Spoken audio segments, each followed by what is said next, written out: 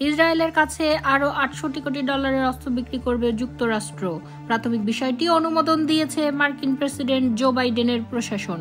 মধ্যপ্রাচ্যে শান্তি ফেরানোর চেষ্টা চালিয়ে যাওয়ার আলাপের মধ্যে এই অস্ত্র বিক্রির অনুমোদন দেয়া হয়েছে। ইসরায়েল ও লেবাননের হিজবুল্লাহ গোষ্ঠীর মধ্যে বাইডেনের যুদ্ধবিরতি ঘোষণা দেওয়ার পরদিনে এই অস্ত্র বিক্রি চুক্তির খবর সংবাদ মাধ্যমে আসে। ফিলিস্তিনের গাজা, ইসরায়েল ও হামাসের মধ্যেও একই ধরনের যুদ্ধবিরতি চুক্তিতে পৌঁছাতে নতুন করে চেষ্টা চালানোর অঙ্গীকার করেছেন তিনি। যদিও বাইডেনের অনেকবার এই ধরনের অঙ্গীকার করেছিলেন, কিন্তু তা বাস্তবায়নে ব্যর্থ হয়েছেন।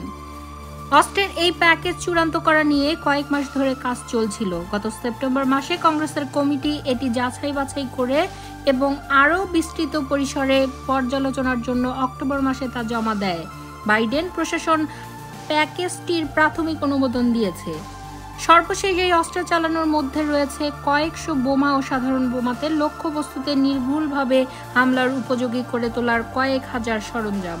সংঘাত নিয়ে যুক্তরাষ্ট্রের মিশ্র অবস্থান তুলে ধরেছে। দেশটি একদিনে যুদ্ধবিরতির আলোচনায় এগিয়ে নিতে সহযোগিতা করছে, অন্যদিকে ইসরায়েলের কাছে কয়েকশো কোটি ডলারের অস্ত্র বিক্রি করছে। ইসরায়েলের হামলায় ফিলিস্তিন ও লেবাননে হাজার হাজার মানুষ নিহত হয়েছেন।